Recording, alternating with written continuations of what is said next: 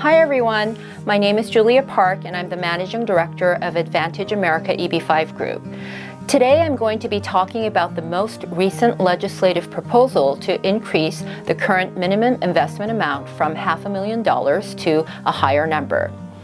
As I already discussed in detail in our commentary video posted on September 4th, 2017, there are currently two competing forces at play when it comes to increasing the minimum investment amount. First is the so-called legislative solution, where Congress is trying to overhaul the entire EB-5 regime through an introduction of new law. Second is the regulatory solution, represented by the new regulations published by the Department of Homeland Security, which is the department that the USCIS is a part of. In our September 4th video, I discussed that on the legislative side, the proposal with the most traction was a proposal to increase the current TEA investment amount of $500,000 to $800,000 and non-TEA amount of $1 million to $1.2 million. Given that the vast majority of EB-5 projects are already in TEAs, and in fiscal year 2016, 97% of EB-5 visas claimed were in TEA projects, it's safe to say that the de facto EB-5 investment amount today is $500,000. But on October 11th of this year, the EB-5 industry was provided with another variation of the previous proposal in the form of a one-page summary sheet provided by Senator Grassley's office. So nobody has seen any legislative text related to this yet, and it is likely that such a text doesn't even exist yet. However, this one-page summary is now considered to have replaced the previous $800,000 proposal. Some in Congress have been telling the industry that this is in fact the last and final offer. So let's take a closer look at this new proposal.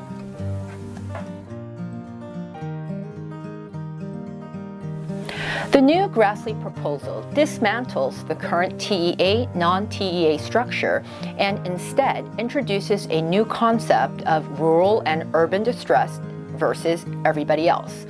And because I need to say rural and urban distressed many times in this video, and it's nearly 11 o'clock at night, I'm just going to call them RUD.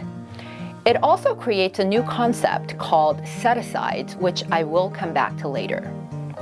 First, the current proposal proposes a single investment amount for the first year of the new law's enactment. And during this first year, all projects will have a minimum investment amount of $925,000.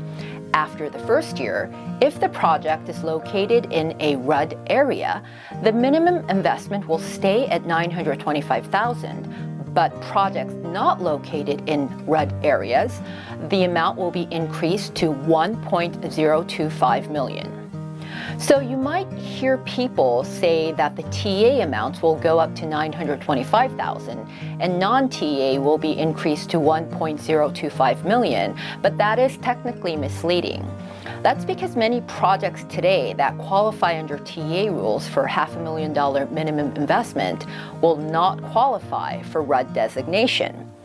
Then why is the difference in the investment amount for RUD projects and everyone else only $100,000? Well, $100,000 is not a small amount, considering that the difference between TEA and non-TEA projects under the current regime is $500,000. It really isn't that much. That's because the incentive to motivate foreign investors to invest into RUD projects is not going to be the difference in the investment amount, but the length of time it will take an investor to get a conditional green card.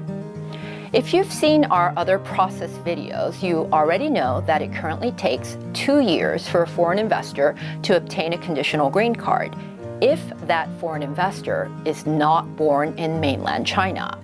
And I've not really discussed how the timeline differs for people born in mainland China in our video series, because it really is a topic too complicated to be addressed in a YouTube video. But the short answer is, under the current system, we are looking at approximately 10 years or maybe longer for people from China to get a conditional green card. To address this long wait time, the new proposal wants to set aside 3,000 of the currently available approximately 10,000 annual EB-5 visas to RUD areas and create a separate line, basically, to obtain a conditional green card if you invest in that RUD area. And this is relevant to investors born in China, because if you're born in China and you invest in a rural or urban distressed project, in addition to paying $100,000 less than the regular program, and that's for the trouble of investing in areas that Chinese investors generally don't gravitate towards, you will be able to take advantage of a shorter line and get your conditional green card in 2 years, just like people from other countries. So this $3,000 a year set-aside idea is a result of Congress acknowledging that the demand for EB-5 visas is mostly from China, and this has created a very long wait time for Chinese investors. And so the best way to motivate Chinese investors into RUD investments is to provide them a shorter wait time.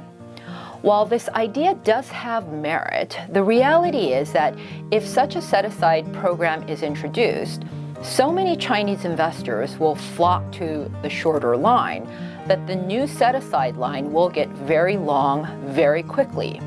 And also the net result will be that people who have already invested and already lined up will have to wait even longer, since they will be waiting for approximately 7,000 instead of 10,000 visas.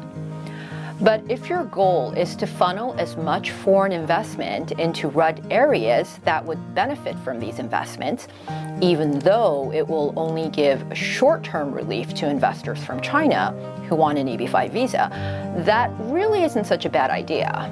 Of course, if you were to couple this idea with actually increasing EB-5 visas, it would be a win-win for everyone.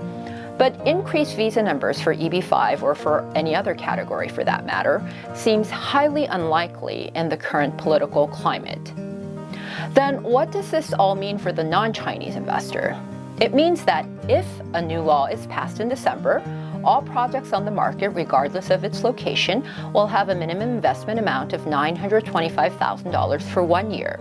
And after 1 year, if you invest in a project located in a RUD area, it will still be $925,000, but if you want to invest in a project located in other areas, or areas such as New York or Los Angeles, the minimum investment amount will be $100,000 higher, and it will be $1.025 million.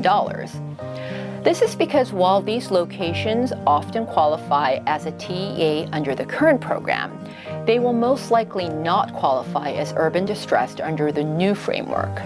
I will note the definition as currently proposed of urban distressed in the notes below for those of you who are interested. However, just because you, a non-Chinese born investor, invest in a RUD project does not mean that you will get your green card sooner, as that will only apply to people who are born in countries where the EB-5 visa is backlogged. And right now, that only applies to mainland China. A lot of negotiations are currently happening surrounding this proposal, but as I've mentioned before, all this information is being gleaned from a one-page summary bullet point sheet, half of which is written in shorthand. So many of the details are subject to change and elaboration and clarification. Whether or not a bill that looks like this will pass in December 2017, of course, remains to be seen. We've already seen almost 13 different versions of EB-5 legislative text come and go in the past 2.5 years. But there does seem to be indication that something could happen at the end of the year because of the concern that if a deal isn't reached on the legislative solution, the regulatory changes, which I discussed in our September 4th video, will kick in April 2018. These changes purport to increase the current $500,000 TEA amount to $1.35 million, which will have the effect of killing the program. I hope you found this helpful. Please subscribe so you can get updates for new information. Thank you very much.